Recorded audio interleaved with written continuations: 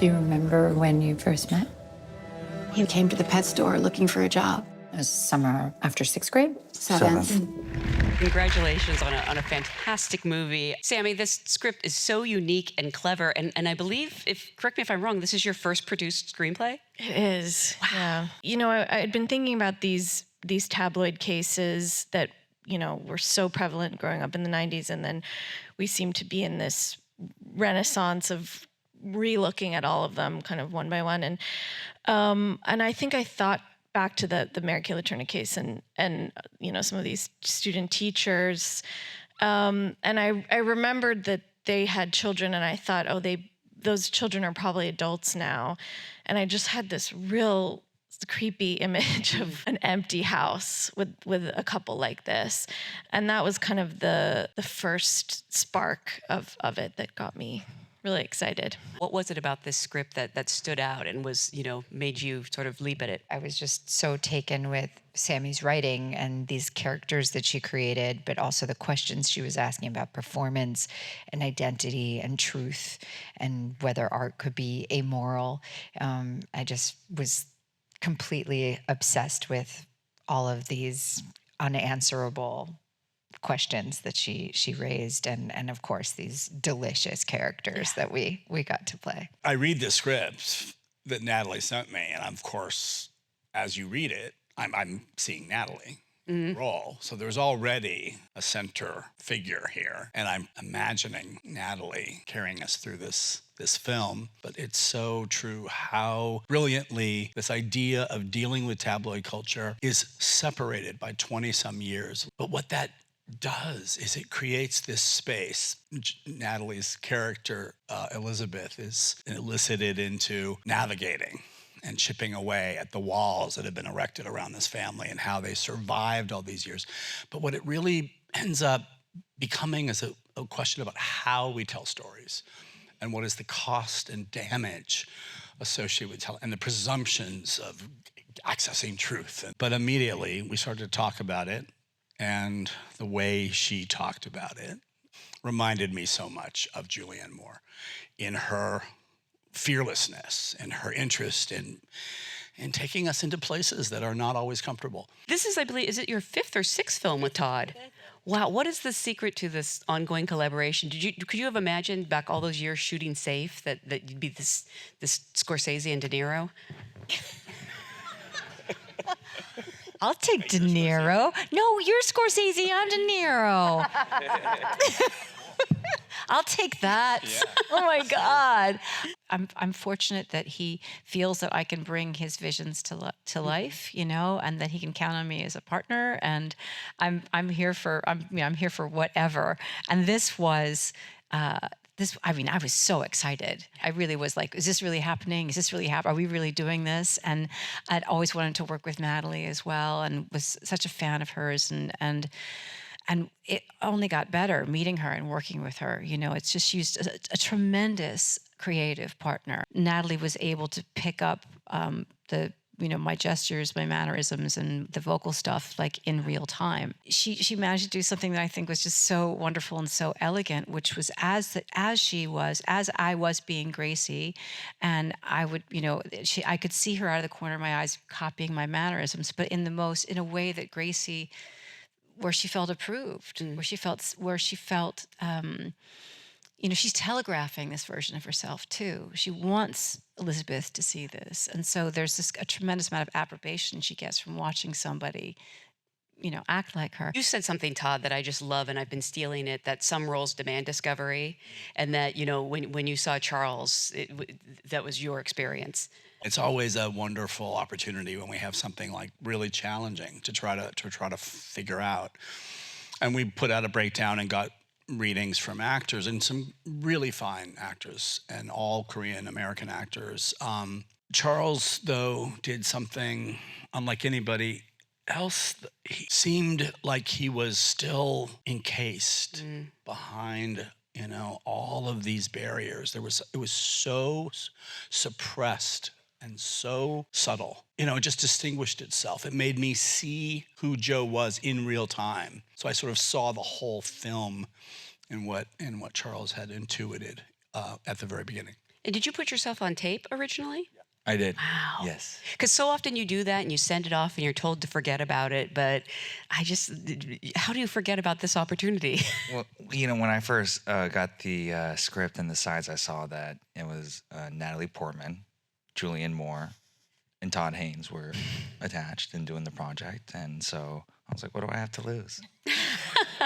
And then I got the call and to do another tape. And then I flew into New York City to do a chemistry read with Julie and Todd. And Wow. up until that point, I remember walking out of that room and thinking, this is the best experience of my career. I don't know, despite whatever happens, this is it, you know? Just to work like that, those 6 weeks leading up to that moment where I'm standing behind the audition door and I'm hearing Todd and Julie whisper and talk about the scene and just that feeling. And then waiting to Savannah where we filmed for 23 days and then meeting Natalie and just being with them on set. Oh, it's very surreal. I'm still like kind of pinching myself in this moment. And I understand in addition to, you know, preparing mentally to play this character, you really changed yourself physically. Just kind of looking at the history of Joe and everything, kind of the different roles he had to take on that really just shaped his adolescence and just kind of that arrested development that was really buried and repressed deep down inside of him, and just kind of understanding how that would manifest through his physicality and the way that he talked, the way that he walked and moved. And those were conversations Todd and I had about not so much what Joe would look like, but feel like. Yeah. In Samy, some of my favorite scenes are you wrote these scenes about an actor's preparation process so knowingly.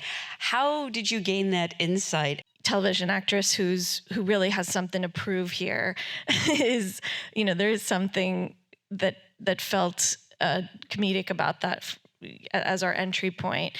I think I just followed the natural steps of what that would be, sort of gaining information, absorbing, you know, almost then getting to this this vampire-like level.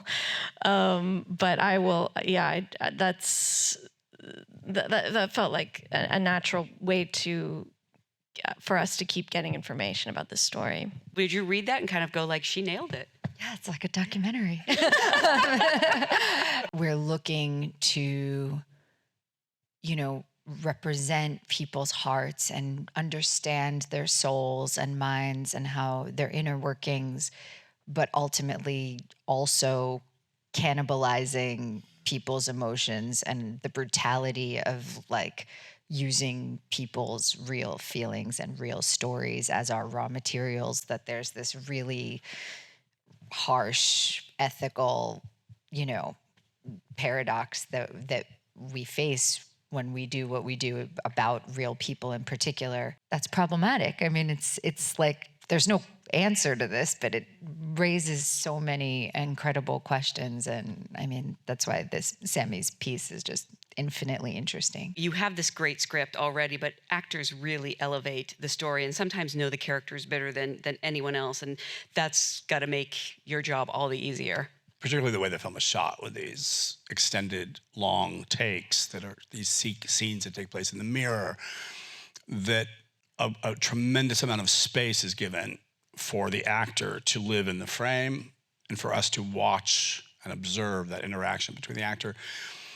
These are, you know, ideas came from great filmmakers like Bergman, or even on a very different tone, Woody Allen's beautiful film Manhattan, or The Graduate, which again rely on a kind of restraint for how those films work visually and cinematically. But those films don't work without the performances. Mm-hmm. What is it you hope for from a director when you arrive on a set? Point of view. Seriously, I mean, it sounds like kind of a silly thing to say, but it's like it's everything. It's everything. If you don't have that, you can't do it. You know, people always ask me, you know, what kind of character I want to play or what kind of story I want to do next. And I'm like, I don't know. Like, who's telling the story? You know, what's the point of view? It's like, tell me how we're looking at it, and then I can tell you what I want to do in it. And that's something that Todd does that's so spectacular, is he always has a very specific point of view. And he communicates it with everything, you know, the way he frames his shots, with the time he places his movies in. This is set, you know, somewhat in the past, it's not modern day, with how he casts it, with his language when he writes things. It's all there. There's so much information that I always say that Todd does all the work for you. What Julie's saying about point of view is exactly right, but not everyone can communicate it so clearly, so that, I mean, Todd was so precise and open with all of the inspiration and image and tone in a way that we were all on the same page of telling the same story in this very particular tone that he designed so precisely, and then created the emotional space, which is also important. Like, without that, you don't have the freedom and the courage to try crazy things that, you know, lead to the magic moments. And he just gave that all of those aspects together, and that is not just rare, it's like it just never happens, all of those elements at once. You know, it's magic. I've never met anyone like Todd, and I've never worked with a director like Todd. And he's really changed my life in so many ways as an actor. And I discovered my process with him working on this film. And I learned so much from Natalie and Julie, you know, and I felt just elevated every step of the way, and just encouraged and trusted, and so grateful. Thanks. Thank you so much for coming out, and thank so you much, all you guys. for being here. Thank you.